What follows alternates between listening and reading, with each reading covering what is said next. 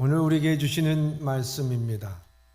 이사야서 56장 1절부터 8절까지의 말씀. 저와 여러분이 한 절씩 교독하고 마지막 절은 합독하도록 하겠습니다.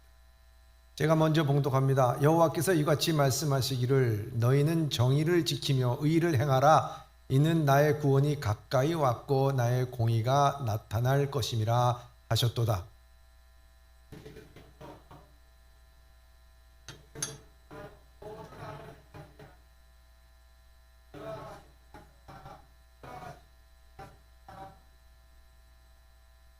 여호와께서 연합한 이방인들을 말하기를 여호와께서 나를 그의 백성 중에서 반드시 갈라내리라 하지 말며 보자도 말하기를 나는 마른 나무라 하지 말라.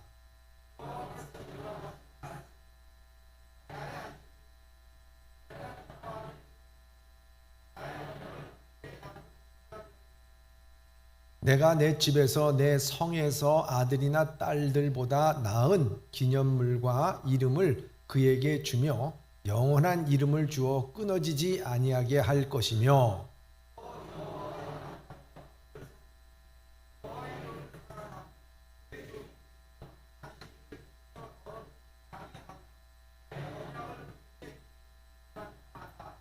내가 곧 그들을 나의 성산으로 인도하여 기도하는 내 집에서 그들을 기쁘게 할 것이며 그들의 번제와 희생물을 나의 제단에서 기꺼이 받게 되리니 이는 내 집은 만민이 기도하는 집이라 일컬음이 될 것이니라. 이스라엘의 쫓겨난 자들을 모으시는 주 여호와가 말하노라. 내가 이미 모은 백성에 또 모아 그에게 속하게 하리라 하셨느니라. 아멘.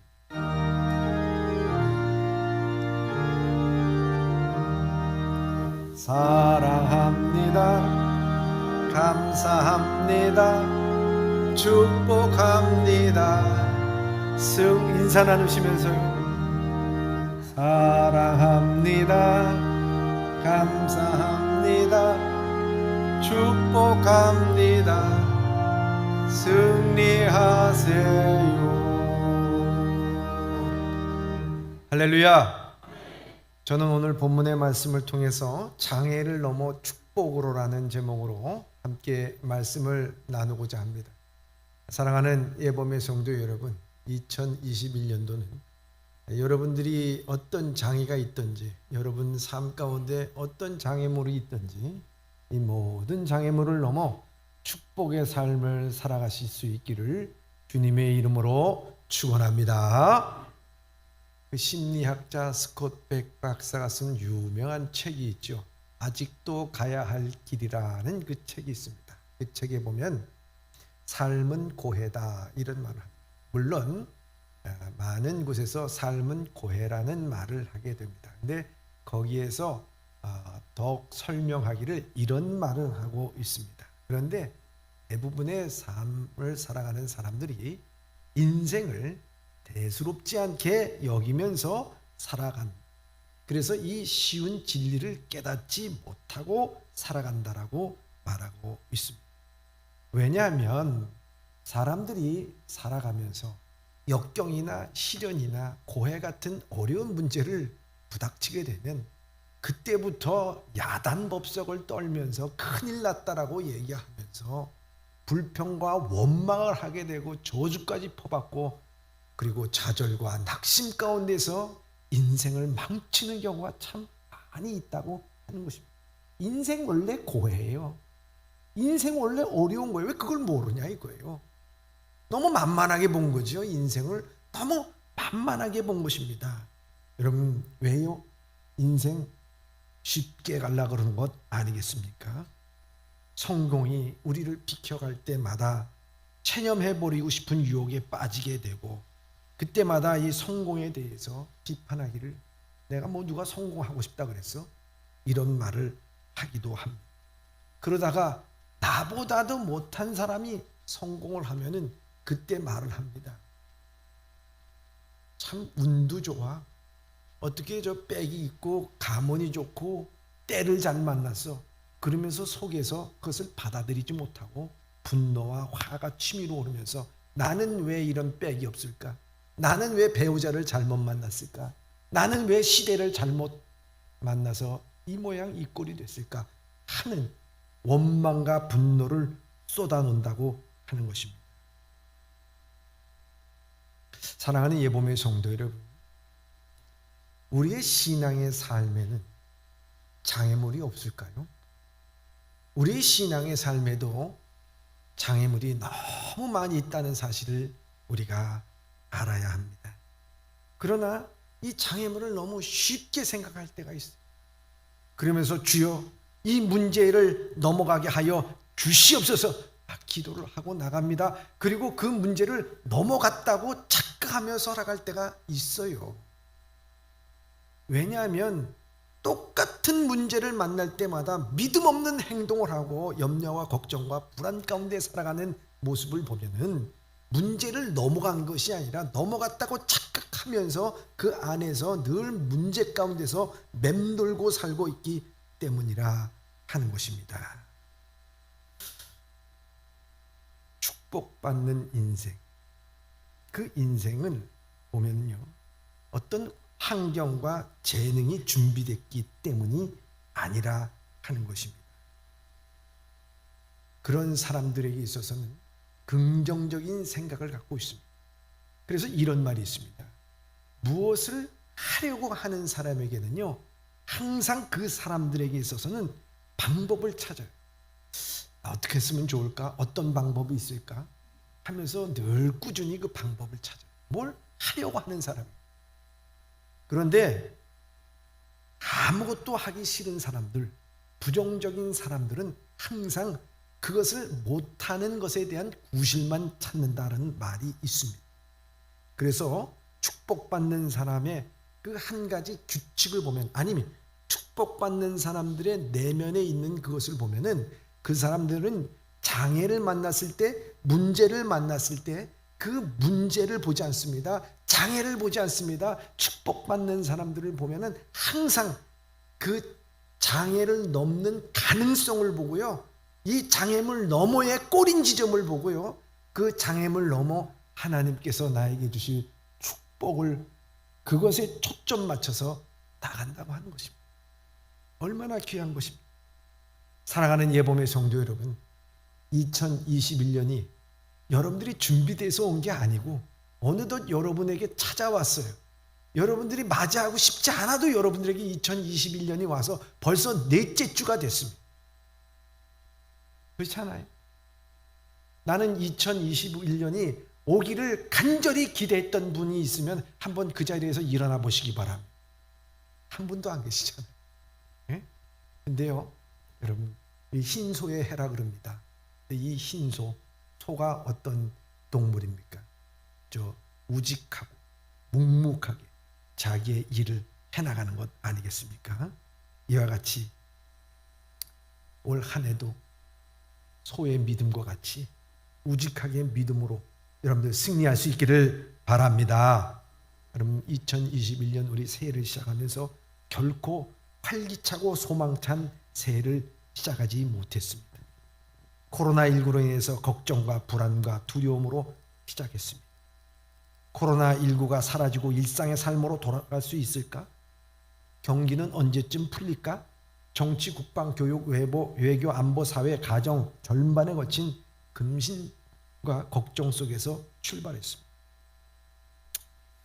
우리에게 있어서 문제는 이 코로나19라는 장애물에 초점 맞추는 것이 아닙니다. 그 후에 우리가 해야 할 일이 무엇인가? 장애를 넘어서 가능성에 초점을 맞춰야 된다 하는 것입니다. 오늘 본문의 말씀의 내용이 바로 그 가능성에 초점을 맞출 때 하나님의 축복이 임한다고 하는 내용입니다. 여러분, 가능성이라고 하는 것은요, 우리 장애물을 보는 것이 아니라 장애물 뒤에 계시는 주님을 바라보시는 것입니다. 그래서 오늘 이 본문의 말씀을 통해서 오늘 가능성을 바라보시면서 주님께서 우리에게 주신 축복을 바라보면서 여러분들 장애물을 훌쩍 넘어갈 수 있는 우리 예봄의 성도들이 다 되시길 주님의 이름으로 축원합니다. 오늘 본문의 말씀에 보면은 좀 부정적인 단어 3가지가 나오게 됩니다. 첫째는 이방인, 두 번째는 고자, 세 번째는 이스라엘에서 쫓겨난 자라는 그런 세 부류가 나오게 됩니다.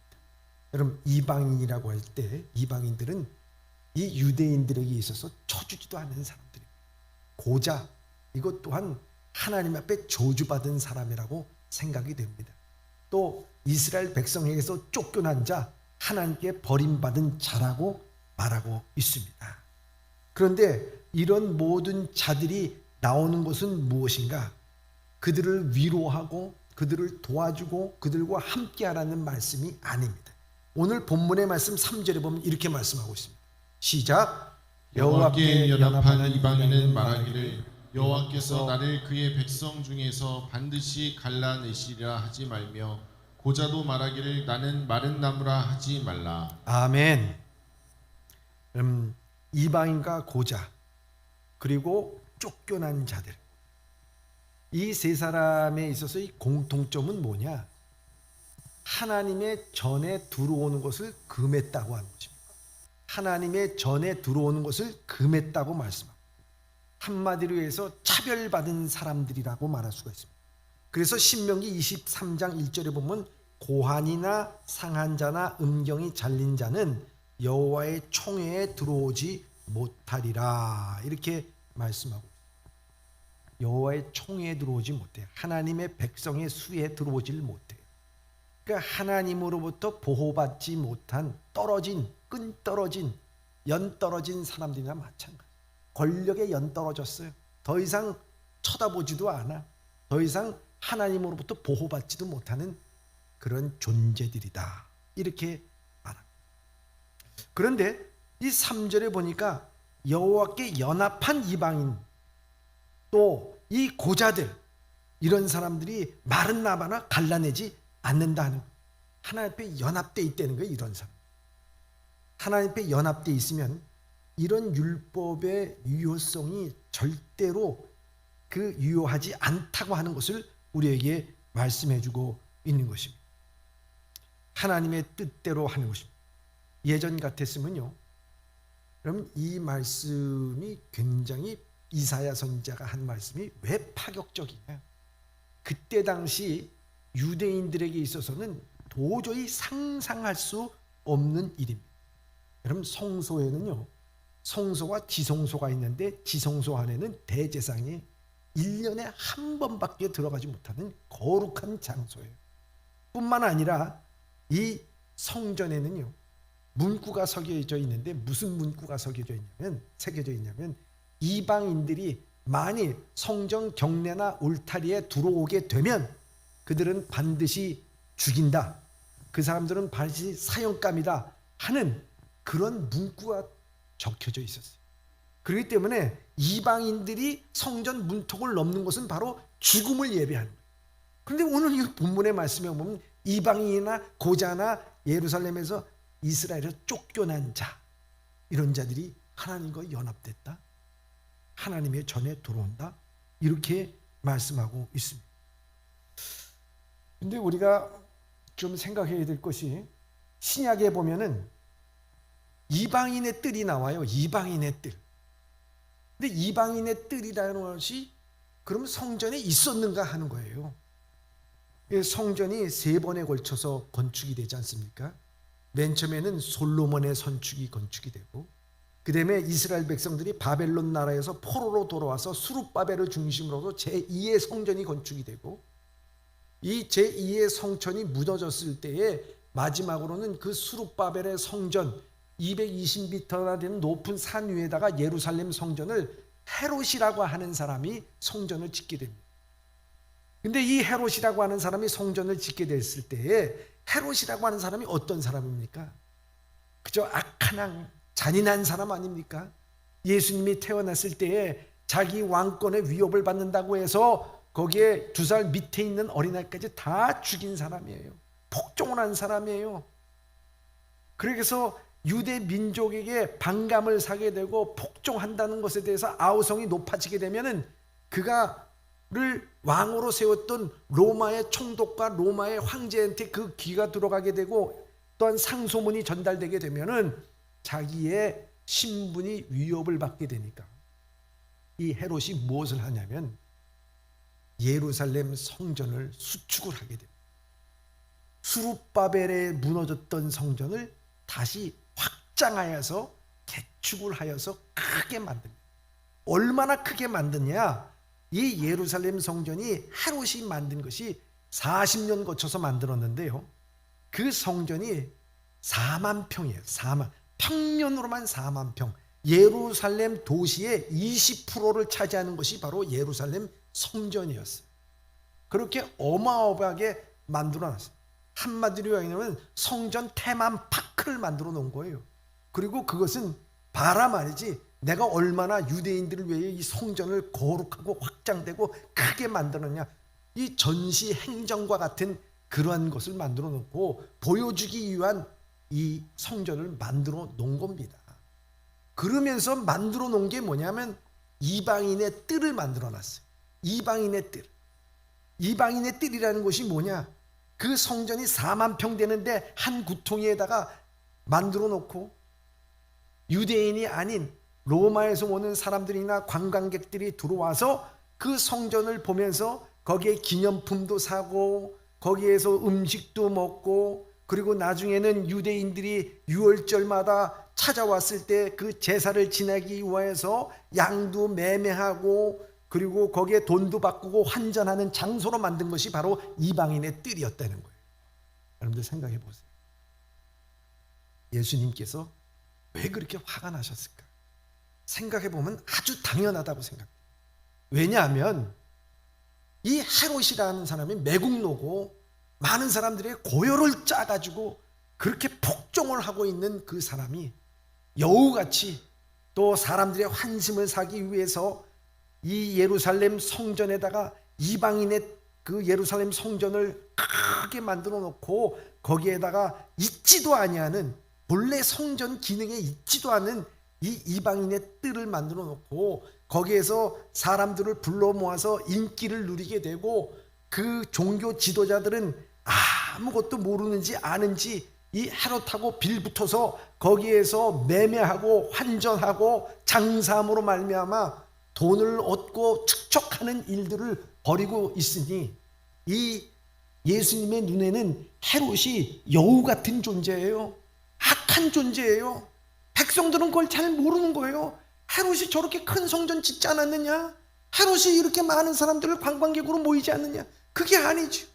이스라엘 백성들에게 가장 중요한 것은 하나님의 전에서 하나님 앞에 예배 드리는 것이 가장 중요한 것이고, 하나님을 섬기는 일이 가장 중요한 것인데, 그것을 테마파크로 만들어버리고 그것을 자기의 행정 전시로 만들어버리고 그것을 고관들과 결탁하여서 물질과 재물을 만들어내는 축적하는 장소로 만들었으니 얼마나 이 성전의 주인이시며 이 성전의 하나님 되시는 하나님께서 얼마나 통탄한 일이고 가슴치리느냐는 얘기예요. 그러니 주님께서 나귀 타고 직선적으로 들어가셔서 그 노끈을 풀어가지고 모든 매매하는 자들과 거기에 모든 거래하는 자들의 상을 다 엎어보시면서 하신 말씀이 뭐겠습니까? 오늘 본문의 말씀 7절의 말씀을 하신 거예요. 다 같이 시작. 내 집은 만민이 기도하는 집이라 일컬음이 될 것임이라. 아멘. 여러분, 내 집은 만민이 기도하는 집이라. 여러분, 여기 만민이라고 하는 말이 뭐겠습니까? 유대인을 의미합니까? 여러분, 유대인의 이방인이었다가 개종한 유대인들을 의미하겠습니까? 아닙니다. 만민. 여기 만민은 여자나 남자나, 여러분 노인이나 어린아이나 고자나 이방인이나 쫓겨난 자나 소경이나 맹인이나 도저히 성전에 들어올 수 없는 모든 사람들, 그 사람들이 이 전에 들어와서 만민이 기도하는 집이라. 예수님께서는 바로 그 말씀을 하신 것이죠. 바로 이 예수님께서 그 말씀을 성취하기 전에 이미 몇백 년 전에 이사야 선지자를 통해서 이 말씀을 하고 있으니, 그때 이 말씀을 할 때 얼마나 유대인들에게는 기절초풍할 그런 말이겠느냐 하는 거예요. 여러분, 대단한 말이 오늘 하고 있는 것입니다. 그런데요, 이런 자들이 어떻게 들어올 수가 있겠느냐? 들어온 조건이 그러면 고자가 나서요. 그들이 이방인 신분이 벗어나서 총에 들어올 수 있도록 그들이 유대인이 됐기 때문에요. 쫓겨난 사람이 사면을 받았기 때문에요. 아닙니다. 그들이 들어와서 예배를 드리고 그들이 들어와서 하나님의 은혜를 받고 기도할 수 있었던 그 이유는 다른 것이 아니에요. 오늘 본문의 말씀 4절과 5절에 이렇게 되어 있습니다. 시작. 여호와께서 이와 같이 말씀하시기를 나의 안식일을 지키며 내가 기뻐하는 일을 선택하며 나의 언약을 굳게 잡는 고자들에게는 내가 내 집에서 내 성 안에서 아들이나 딸보다 나은 기념물과 이름을 그들에게 주며 영원한 이름을 주어 끊어지지 아니하게 할 것이며. 아멘. 여러분, 이 말씀을 보면요, 고자래도 또한 이방인이라도 이스라엘에 쫓겨난 자라도 하나님의 전에 들어올 수 없는, 도저히 들어올 수 없는 그 장애물을 갖고 있는, 장애를 갖고 있는 사람일지라도 여기 뭐라고 되어 있습니까? 나의 안식일을 지키며 내가 기뻐한 일을 선택하며 나의 언약을 굳게 잡는 고자들에게는, 이렇게 되어 있어요. 결국 문제는 뭐냐? 장애는 고자가 장애가 아니고, 장애는 어떤 이방인이라고 하는 신분이 장애가 아니고, 장애는 이스라엘에서 쫓겨났다고 하는 그 상황이 장애가 아니라는 거예요.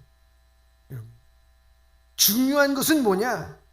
내가 고자일지라도 이방인일지라도 내가 쫓겨난 자일지라도 안식일에 대해서 거룩하게 지키고 하나님을 기뻐하는 일을 선택하며 언약을 굳게 잡은 자, 그런 장애물 가운데서도 굴하지 않고 낙심하지 않고 소망을 하나님 앞에 두는 자들이라는 것을 우리에게 말씀하고 있는 것입니다. 여러분, 생각해 보시기 바랍니다. 여러분, 이러한 자들이 얼마나 마음에 한이 맺혔겠어요? 아팠겠습니까? 그러나 이러한 자들이라도, 그러니까 결코 장애라고 하는 것은 외부적인 조건이 아니라는 거예요. 여러분, 예수님께서 낙이 타고 성전에 입성해서 그 다음날에 성전 정화할 때 보면요, 놀라운 역사가 일어나요. 거기에는 어린아이도 들어오고 소경도 들어오고 막 와서 찬양을 하면서 이스라엘 그 유대의 종교 지도자들이 도저히 용납 못하는 사람들까지 다 들어와 버린 것 아니겠습니까? 여러분, 이사야 선지자의 말씀을 실현시키고 성취한 일이라 하는 것입니다. 안식일을 거룩하게 지키고 하는 것입니다. 얼마나 귀한 일인가 하는 것입니다. 그래서 7절을 다시 읽도록 하겠습니다. 7절입니다. 시작. 내가 곧 그들을 나의 성산으로 인도하여 기도하는 내 집에서 그들을 기쁘게 할 것이며 그들의 번제와 희생을 나의 제단에서 기꺼이 받게 되리니 이는 내 집은 만민이 기도하는 집이라 일컬음이 될 것임이라. 아멘. 여기에서 보면 내가 곧 그들을 나의 성산으로 인도합니다. 그들이 누굽니까? 그들이 바로 고자와 이방인과 쫓겨난 자들이라 하는 것입니다. 그러나 그 사람들을 다 내 성산에 불러와서 그들을 기쁘게 하며 그의 번제와 희생 제물을 내가 받으며 이 하나님의 집은 만민이 기도하는 집이라고 말씀하고 있습니다. 근데 그들이 부를 때 거기에 보면은 뭐라고 되어 있습니까? 안식일이라고 하는 말을, 안식일. 여러분, 안식일을 거룩하게 지킨다는 말씀하고 있습니다. 이 안식일을 거룩하게 지킨다는 것이 무슨 내용인가 하는 것입니다. 여러분, 안식일이라고 하는 것이 뭐겠습니까? 하나님께서 천지를 창조하시고 여섯째 날에 인간을 창조하시면서 가장 기뻐하신 것 아니겠습니까? 기뻐하시고 그러면서 7일째의 모든 일을 그치시고 쉬셨다, 이렇게 되셨어요. 쉬셨다. 여러분, 쉬기 전에 이 말은 뭐냐? 모든 것이 하나님께서 기쁘셨다는 거예요. 기쁘셨다는. 생각해 보시기 바랍니다. 이 7일을 갖다가 확정해서 7년이면 안식년이 되고요, 7년을 7번 하면 희년이 돼요. 기쁠 희자가 돼요. 기뻤다는 거예요. 즐거웠다는 거예요. 하나님이 모든 것을 창조하시고 기쁘시고 쉬셨다는 거예요. 그럼 안식일에 있어서 가장 중요한 의미는 뭐냐면 하나님이 기뻐하셨다는 거예요. 그 하나님을 기뻐하시는 하나님에 대해서 우리 안식일은 무엇을 의미하냐? 우리가 기뻐하라는 거예요. 하나님께서 기뻐하는 일을 하라는 거예요. 하나님께서 기뻐하는 일을 하라는 거예요, 여러분. 그게 안식일이에요. 우리가 일주일 동안 열심히 나가서 일을 하는 거, 하나님이 기뻐하시는 일을 하다가 주일날 주의 성산에 와서, 성전에 와서 하나님 앞에 예배드리게 하는 것이 바로 기뻐하는 일이라는 거예요. 그것이. 예수님께서 안식일에 손 마른 자를 고치실 때 어떻게 했습니까? 그 손 마른 자들이 와서 고쳤을 때 그 바리새인들과 서기관들이 뭐라고 얘기했어요? 이 성일에 어떻게 안식일에 사람을 고치냐? 왜 일을 하냐? 그랬을 때 예수님께서 한마디 하신 게 있었어요. 이 거룩한 안식일, 하나님의 안식하는 이날에 사람을 살리는 게 중요하냐? 사람을 죽이는 게 중요하냐? 하나님은 사람을 살리기를 원하는, 생명을 살리기를 원하는, 거룩한 안식일은 하나님을 위해서 기뻐하는, 하나님 때문에 기뻐하고, 하나님 위해서 기뻐하고, 하나님이니까 기뻐하고, 그 기뻐하는 마음을 갖고 그것을 붙잡고, 비록 자기가 고자라도, 이방인이라도, 쫓겨난 자라도 하나님의 약속을 붙잡고 나아갈 때 하나님께서는 그들의 제목을, 그들의 재물을 받아주실 뿐만 아니라 그는 내 집에서, 내 성 안에서 아들과 딸보다도 나은 기념물과 이름을 그에게 주며. 고자의 가장 큰 선물이 뭐겠습니까? 자식 아니겠습니까? 자식 못 낳는데 자식 주는 게 가장 큰 선물이죠. 근데 그거보다도 큰 선물은 이 세상에 유한한 자식, 그 자식을 얻는 것보다도 바로 영원한 하나님께서 그를 자녀 삼아 주셨다고 합니다. 그래서 영원한 이름을 주어 끊어지지 않잖아요. 고자는요, 자기 대가 끊어진 거예요. 근데 그렇지 않다는 거예요. 하나님께서 그를 선물로 주셔서 내 대가 영원히 끊어지지 아니하리라. 얼마나 귀한 말씀. 무엇 때문에요? 안식일을 거룩히 지켰다. 하나님이 기뻐하신 일을 선택하면서 그 일을 했다는 거예요. 약속을 붙잡고 나아갔다는 거예요. 여러분, 이게 얼마나 귀한 일인가 하는 거예요. 여러분, 그러면 저는 이 말씀을 묵상하면서 이렇게 저는 은혜를 받았습니다. 고자, 이방인, 쫓겨난 사람, 여러분 그 사람이 누굽니까? 그 사람이 누구예요? 진짜 고자입니까? 진짜 이방인이에요? 진짜 쫓겨난 사람입니까? 고자, 이방인, 쫓겨난 사람이 바로 나예요. 우리라고 하는 거예요. 우리. 아담의 죄로 말미암아 우리는 하나님으로부터 쫓겨난 자예요. 하나님과 교통하지 못하는 자였어요. 하나님으로부터 에덴 동산에서 쫓겨나서 더 이상 에덴 동산에 들어오지 못하도록 에덴 동산 사방에다가 불칼을 만들어 놓은 거예요. 이런 우리들을 주님께서는 십자가의 피로써 우리를 깨끗게 하여 주시고 정결케 하여 주시고 고자 같은 인생을, 이방인과 같은 인생을, 쫓겨난 자들과 같은 인생, 주의 자녀로 삼아주실 뿐만 아니라 상속자로 삼아주시고 우리를 대대로 그 대가 끊어지지 않도록 인도하신 하나님의 은혜인 줄 믿습니다. 저는요, 우리 예범교회도 여러분 사실 고자 같은 인생, 제가 이런 얘기하면 아니 목사님 아무리 성경 말씀이지만 왜 우리가 고자입니까? 여러분, 우리의 신앙생활 하다 보면요 내 팽개쳐질 때가 있어요. 힘들어질 때가 있어요. 어려울 때가 있어요. 그때마다 우리는 얘기합니다. 주님 어디 계십니까? 왜 우리를 이 고난의 길에, 아픔의 길에, 시련의 길에 우리를 이 바닥으로 내 팽개쳐 주십니까? 여러분 그렇게 생각할 때가 있잖아요. 저는 우리 교회 이 예배당을 짓고 첫 예배를 드릴 때, 아니 입당 예배가 아니라 첫 예배를 드릴 때요, 여기 앉아서 올겐 소리가 들리게 돼요. 찬양을 소리가 들리게 돼요. 그리고 영상을 쫙 보여주는 가운데서요, 정말 사람이 이 세상을 떠날 때는 그 지나온 인생이 주마등처럼 쫙 지나간다는 그 말을 실감을 했어. 진짜 파노라마처럼 지난 세월에 있던 모든 것들이 내 앞에 필름으로 쫙 지나. 그렇다고 해서 제가 무슨 죽을 때가 다 됐다 이런 말씀을 드리는 게 아니에요. 제가 눈을 감는데 그 필름이 돌아가기 시작하는데 눈물이 범벅이 돼가지고 맨 처음에 울다가 그 다음에는 아예 눈을 가리고 울어. 아마 성도들이 뒤에서 다 봤을지도. 그때요 제 눈에 팍팍 떠오른 게 뭐냐면, 야 대명시장 그 휴게실 이 얘기하면 아예 목사님 또 시작했다 뭐 들으세요. 휴게실 위에서 예배를 드리는데 그때 해맑게 나를 설교하는 자를 바라보는 그 권사님들, 집사님들 얼굴이 정말 너무나도 뚜렷하게 면면이 비춰오는, 거기에서 예배를 드리.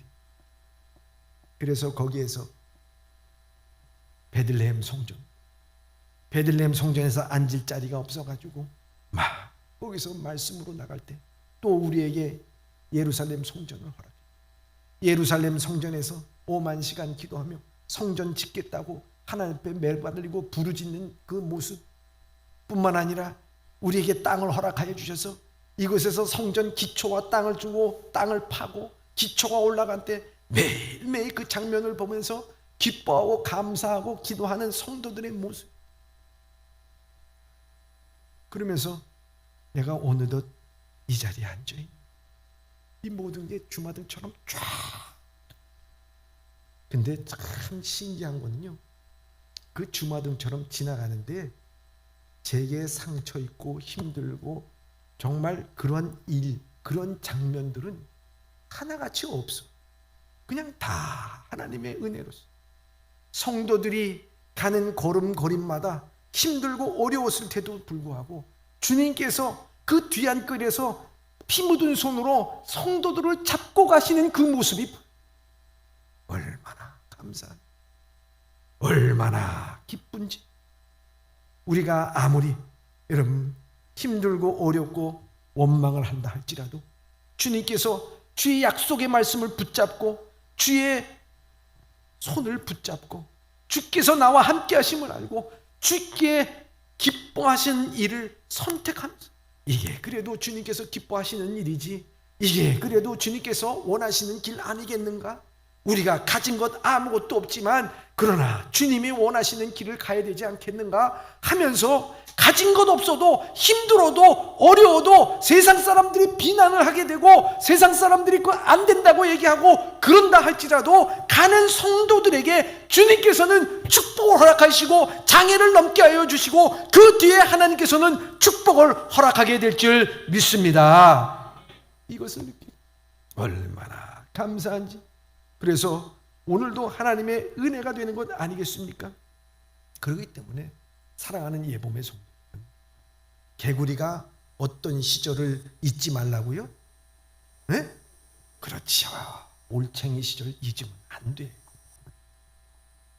땅바닥에서 예배드릴 때는 잊지 말아야 돼요. 여러분. 어느덧 컸네? 교만하지 마세요.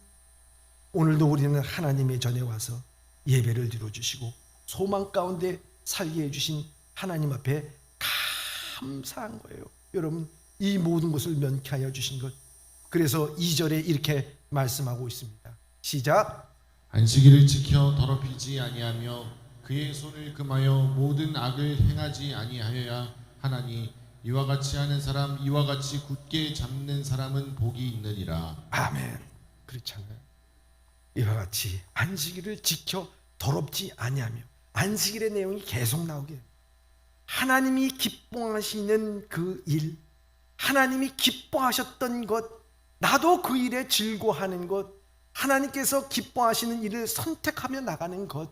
그래서 주의 전에 와서 이 안식일을 거룩하게 지키는 그 삶은요, 고자나 이방인이나 또 쫓겨난 자들의 그 신분과 모든 것이 문제가 될 게 없다는 거예요.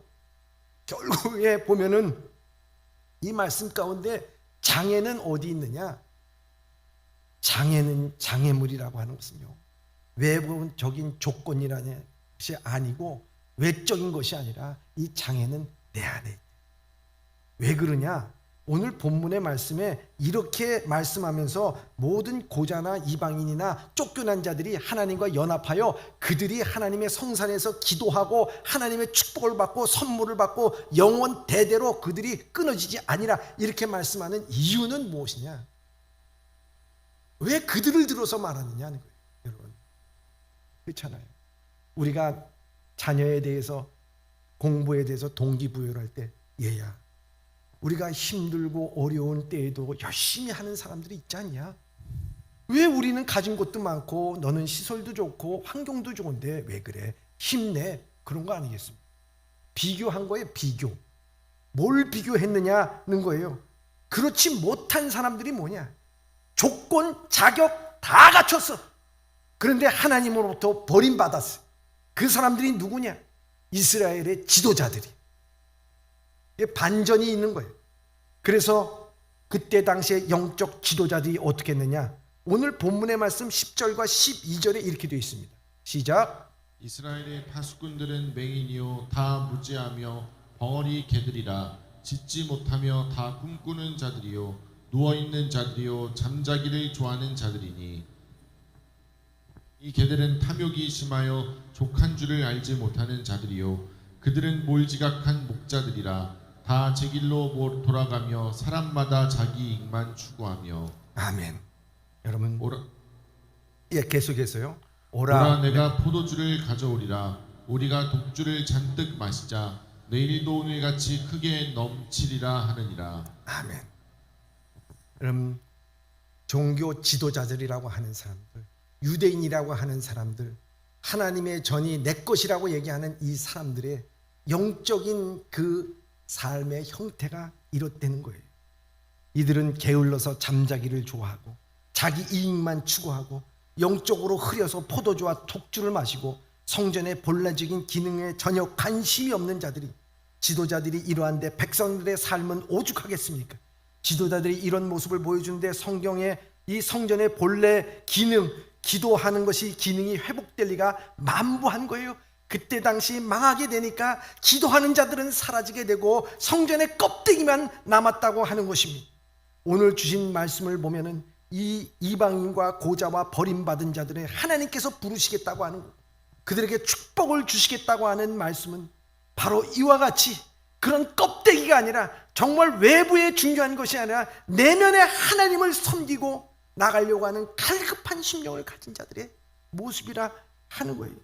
여러분, 장애는 절대로 우리의 밖에 있는 게 아닙니다. 내면에 있는 것입니다. 하나님의 축복을 누리지 못하는 것은요, 우리의 장애가 있기 때문에 절대 아니라고 하는 것입니다. 진짜 장애물은 내 안에 있는 거예요. 그게 뭡니까? 깨어있지 못하는 파수꾼과 같은 거예요.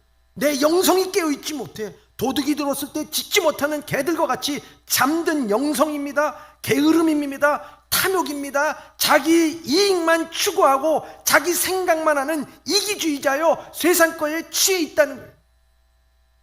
여러분, 그런 것에 취해 있는 사람이 코로나19 때문에 예배를 못 드리는 것에 답답하겠습니까? 그것에 대해서 가슴 치고 눈물을 흘리겠습니까? 여러분, 우리가 하나님 앞에 나오지 못하고 하나님 내 심령을 붙잡아 주시옵소서 애통하는 심령을 갖겠습니까? 못 갖는 거죠. 그때 하나님께서는 그에게 있어서 아무리 권사고 집사고 장로고 목사라 할지라도 그 축복이 오지 않는 거예요. 그러나 평신도라 할지라도, 우리에 있어서 배운 것이 없다고 할지라도, 내 가방끈이 짧다 하더라도, 가진 것이 없다 할지라도, 내게 많은 장애가 있다 할지라도, 내가 실패에 실패를 거듭한 인생이라 할지라도 주님 앞에 나오기를 원합니다. 주께서 나와 함께하여 주시옵소서. 주님은 나의 주님이십니다. 왕이십니다. 주님께서 기뻐하는 것이 무엇인지를, 내 영성이 깨어있기를 원합니다. 코로나19 가운데서 내가 어떻게 살아가야 되는지 주여 나에게 말씀하여 주시옵소서. 눈물로 기도하고 깨어있을 때 그 영혼을 통해서 하나님께서는 장애를 넘어 축복을 허락하여 주신 줄 믿습니다. 이와 같은 신앙이 우리에게는 필요합니다. 이와 같은 믿음이 우리에게는 참으로 필요한 것입니다. 그래서 갈라디아서의 5장 19절과 21절에 보면 우리의 육체의 일은 이렇다고 말씀하고 있습니다. 시작.